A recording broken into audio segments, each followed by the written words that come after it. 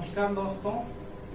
कल तक हमने कारक के प्रकार पढ़े थे, कारक के 6 प्रकार। आज हम आगे बढ़ने वाले हैं दोस्तों।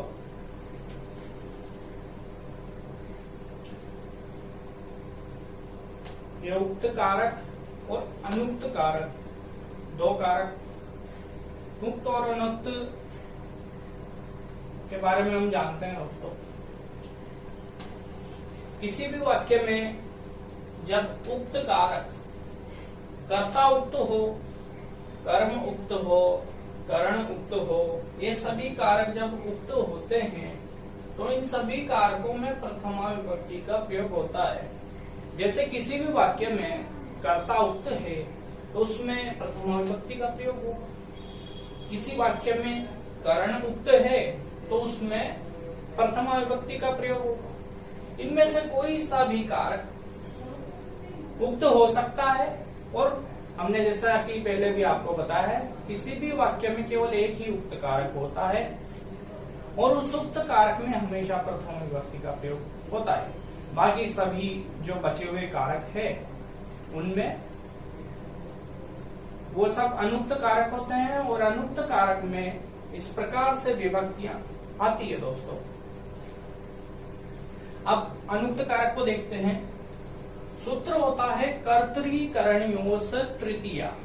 कर्ता और करण में तृतीया विभक्ति का प्रयोग होता है। कर्ता और करण, इसमें तृतीया विभक्ति का प्रयोग हो रहा है। सूत्र होता है कर्मणि द्वितीया, तो कर्म में द्वितीया विभक्ति का प्रयोग हुआ। अगला सूत्र होता है संप्रदान चतुर्थी। संप्रदान में चतुर्थी विभक्ति का प्रयोग हुआ। कब? जब अनुक्त हो। अनुक्त कारक की बात कर रहे हैं हम। अपादाने पंचमी, अपादान में पंचमी विभक्ति का प्रयोग होता है। कब? जब अपादान अनुक्त हो तब। अधिकरणे सप्तमी, अधिकरण में जब अधिकरण अनुक्त हो तब सप्तमी विभक्ति का प्रयोग होता है दोस्तों। अब हमने उक्त और अनुक्त का भेद जाना, उसके बाद हम आगे पढ़ते हैं। उदाहरणों के माध्यम से अब हम समझेंगे उक्त और अनुक्त को। रामः पाठं पठति, राम पाठ पढ़ता है। उक्त कारक की परिभाषा जान लेते हैं दोस्तों।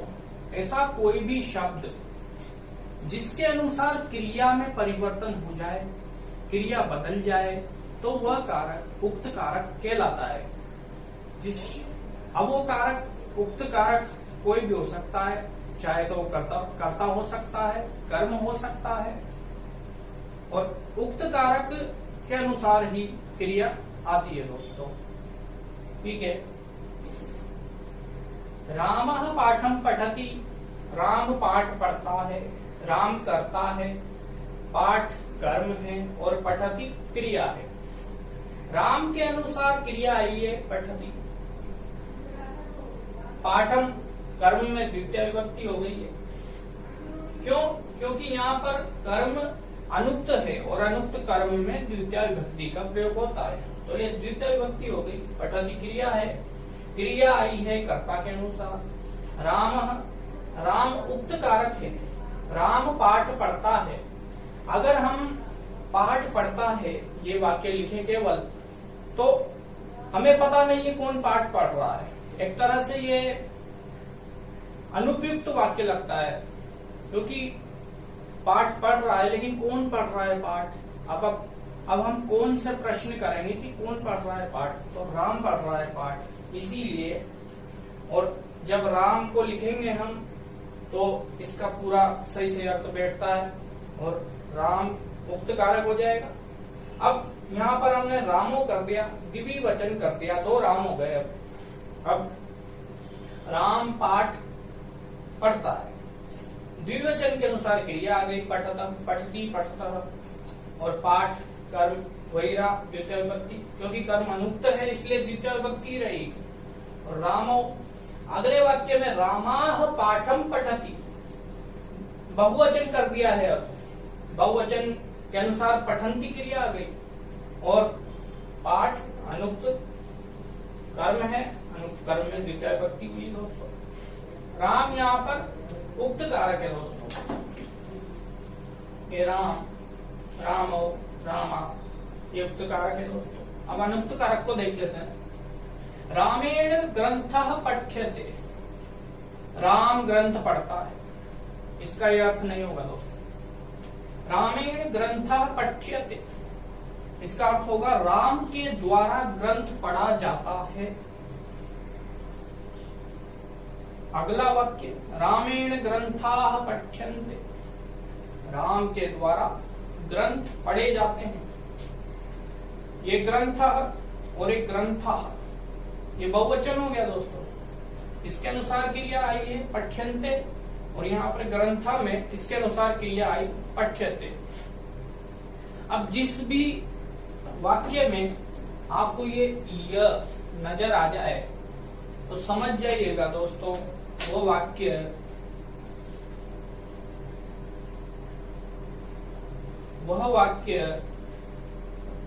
रुकिए, यहाँ पर ग्रंथ जो है इसके अनुसार क्रिया आई है और ग्रंथा इसके अनुसार ये क्रिया आई है। अब हमने आपको बताया था कि जिस शब्द के अनुसार क्रिया बदल जाए वही कारक उक्त कारक होता है। यहाँ पर ग्रंथ के अनुसार क्रिया ये आई, और जब हमने बहुवचन कर दिया तब बहुवचन की क्रिया आई। तो जिस शब्द से क्रिया में परिवर्तन हो जाए वही उक्त कारक होता है, और उक्त कारक में प्रथमा विभक्ति का प्रयोग होता है। प्रथमा उक्त कारक प्रथमा विभक्ति का एक वचन, ये प्रथमा विभक्ति का बहुवचन, ये उक्त कारक हो गया। इसमें यहाँ पर देखिए उक्त कारक ग्रंथ है, ये ग्रंथ। अब आप सोच रहे होंगे कि राम जो है उक्त कारक होना चाहिए, लेकिन राम क्यों नहीं हुआ दोस्तों, इसको भी देख लेते हैं।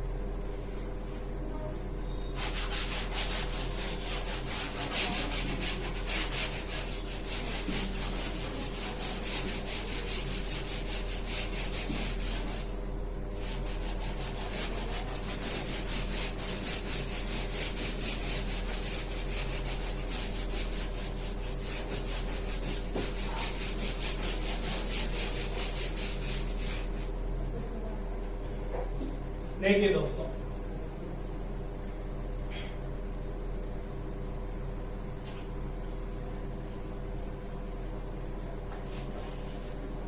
कर्तृवाच्य और कर्मवाच्य,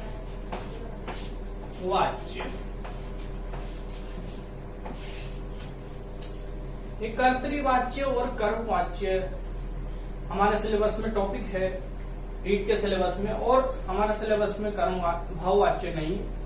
तो हमने दो वाच्यों के बारे में जान लेते हैं। कारक के बाद वाच्य टॉपिक हम पढ़ेंगे, इनके बारे में जानना जरूरी है।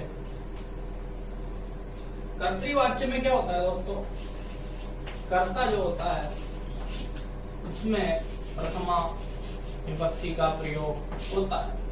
क्यों? क्योंकि कर्ता प्रधान होता है इसमें, और इसी कर्ता के अनुसार ही जो है, कर्ता के अनुसार ही क्रिया आती है। कर्मवाच्य की बात कर लेते हैं। तो कर्मवाच्य में कर्म प्रधान होता है और कर्म के अनुसार ही क्रिया आती है। कर्म प्रधान होता है,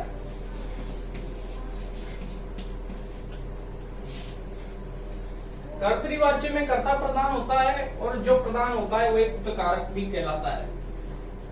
कर्ता प्रधान होता है दोस्तों।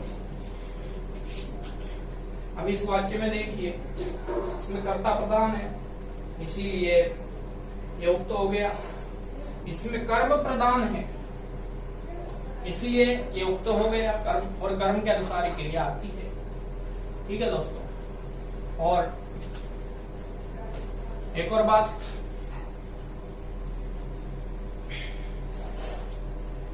दोनों वाच्य हो गए हैं, और राम पाठ पढ़ता है। तो कौन पाठ पढ़ता है? राम पाठ पढ़ता है, ये उक्त कारक। राम के द्वारा पाठ पढ़ा जाता है, तो पाठ पढ़ा जाता है, लेकिन किसके द्वारा पढ़ा जाता है? राम के द्वारा। ये दोस्तों, और जब ये आपको कहीं भी नजर आता है तो समझ जाइए कि वाक्य जो है कर्मवाच्य में है, और कर्मवाच्य में कर्म ही प्रधान होता है, तो ये कर्म है और ये प्रधान है। इसी वजह से ये उक्त कारक माना जाएगा और इसके अनुसार ये क्रिया आई। ठीक है, अब कर्तृवाच्य की बात करते हैं तो इसमें क्रिया जो चलती है वो इस प्रकार से चलती है। पठति, पठतः और पठन्ति, पठन्ति। ठीक है, ये कर्तृवाच्य की क्रिया होगी। अब दूसरी क्रिया की बात कर लेते हैं। कर्मवाच्य की क्रिया कैसे चलती है? उसमें यह आता है किसी क्रिया में। अब इस क्रिया में हमें यह जोड़ना है, तो यह को कहाँ जोड़ेंगे हम? पठति में कैसे जोड़ेंगे यह को? देखिए कर्मवाच्य में क्रिया कैसे चलती है। पठ्यते,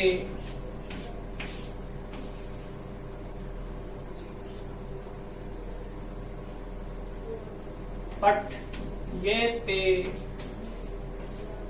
और पठ्यन्ते। इस प्रकार से, जैसे कि गम धातु है, गम धातु में गम्यते, गम्येते, गम्यन्ते, इस प्रकार से। और ये पठति, पठता, पठन्ति होगी। ठीक है दोस्तों, हम क्रिया से भी पहचान सकते हैं। ये पठति, पठता, पठन्ति अगर क्रिया नजर आ रही है तो हम समझ सकते हैं कि राम उक्त कारक के अनुसार एक क्रिया आई है।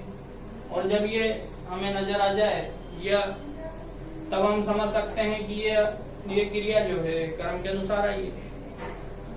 कर्ता और कर्म उक्त कारक में जो है एक ही होता है और बाकी सब अनुक्त होते हैं। इस प्रकार से हम पहचान सकते हैं।